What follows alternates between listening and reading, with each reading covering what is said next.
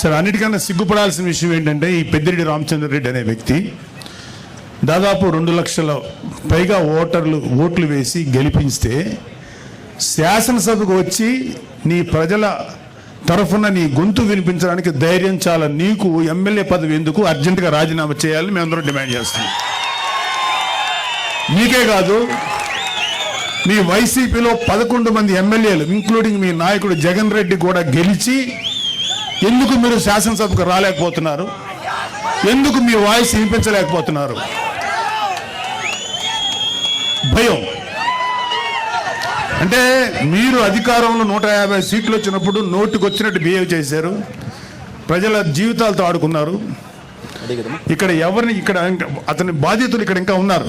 Time లేక వాళ్ళతో మాట్లాడే అవకాశం మాకు లేదు, మాట్లాడించే అవకాశం రాలా.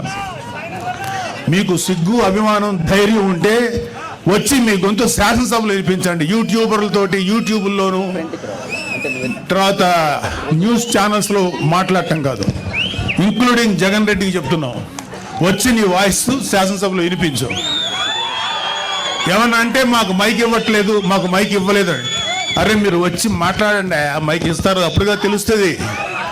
అది రావడానికి, అది వచ్చి అసలు శాసనసభ చుట్టుపక్కల రావడానికి మీకు ధైర్యం సరిపోట్లా. మొత్తం అధపాతాలను పడిపోయారు కదా, అందుకని భయం. రండి, మీరు అధపాతాలో ఉన్నారు కదా, అక్కడి నుంచి మాట్లాడండి, కనీసం వినపడద్దు మాకు. ఇంకోటి, ఒకే ఒక వైసీపీ నాయకులు ఇంక్లూడింగ్ పెద్దిరెడ్డి రామచంద్రారెడ్డి ఎవరెవరి ఆస్తులైతే అడ్డగోలుగా కబ్జా చేశారో ఇవన్నీ కూడా బయటకు తీస్తాం.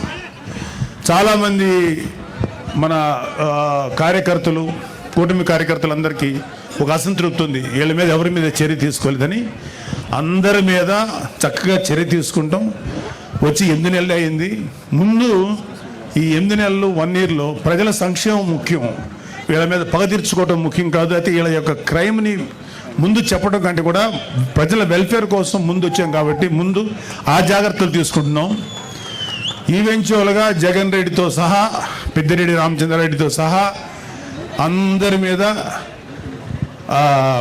మన కాకినాడ ద్వారంపూడితో సహా ప్రతి వాళ్ళ మీద చర్యలు తీసుకుంటాం. ఎవ్వడు లా నుంచి తప్పించుకోలేడు, చట్టం నుంచి ఎవ్వడు తప్పించుకోలేడు. ప్రతి వాడిని మెడబెట్టి లోపల తోస్తాం, అది గుర్తుపెట్టుకోండి. చివరగా ఒక చిన్న మాట, రైతు మీటర్ల పేరుతో 1500 కోట్లు విడుదల చేశారు, ఒక్క మీటర్ బిగించలేదు. ఆ 1500 కోట్లు ఏమయ్యాయి? Mister Peddireddy, you have to answer.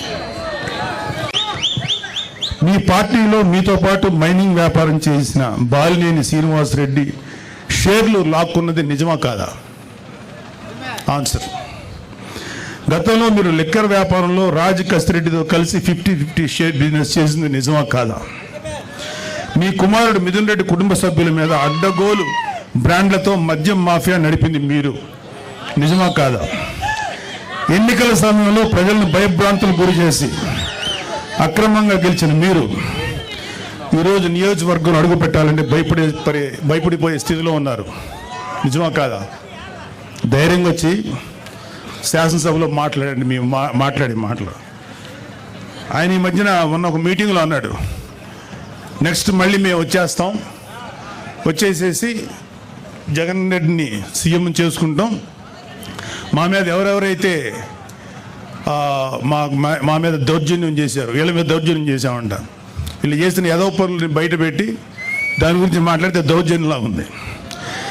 ఎవరెవరు చేస్తారో అందరి మీద తిరిగి మేము రిటార్చ్ ఇస్తాం, తిరిగి పగ తెచ్చుకుంటాం అన్నాడు. అరే అది రావడానికి ఇంకా 4 సంవత్సరాల 7 నెలలు, ఎలక్షన్ రావడానికి. మళ్ళీ వచ్చే ఎలక్షన్లో మీరు గెలవడానికి ఛాన్స్ లేదు కదా. ఇప్పుడు 11 వచ్చినాయి, 11లో ఈసారి సింగిల్ డిజిట్కి పడిపోవద్దని గ్యారంటీ ఏంటి? మీరేమన్నా రామరాజ్యం నడిపారా? మీరేమన్నా మహానుభావులుగా పరిపాలించారా? వెయిట్.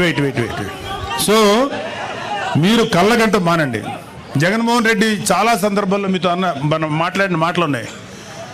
ఇక త్వరలోనే జమిలీ ఎలక్షన్స్ వచ్చేస్తాయి, మనం అధికారంలోకి వచ్చేస్తామని. ఇంత ఇంత ఇల్యూషన్ అంటే ఒక రకమైన మానసిక దీనిలో సైకలాజికల్ సమస్యలతో ఉన్న మీకు ఎప్పుడో 4 సంవత్సరాల 7 నెలలు 3 నెలలు 4 నెలల తర్వాత వచ్చే ఎలక్షన్స్ అప్పుడే వచ్చేస్తాయని చెప్పి జనాలతోటి మైండ్ గేమ్ ఆడుతున్నారు. లేకపోతే మీ కార్యకర్తలను ఉన్న వాళ్ళని సేవ్ చేసుకోవడానికి ప్రయత్నిస్తున్నారు. అరే మీ పార్టీలో ఎంతమంది ఉంటారో ఇంకా తెలియదురా, అందరూ వచ్చేస్తున్నారు, చాలామంది బయటకు వచ్చేసారు. మీరు రైట్ హ్యాండ్ అని పేరు పెట్టిన విజయసాయిరెడ్డి బయటకు వచ్చేసాడు. మిగతా వాళ్ళు రావడం పెద్ద లెక్కేం కాదు.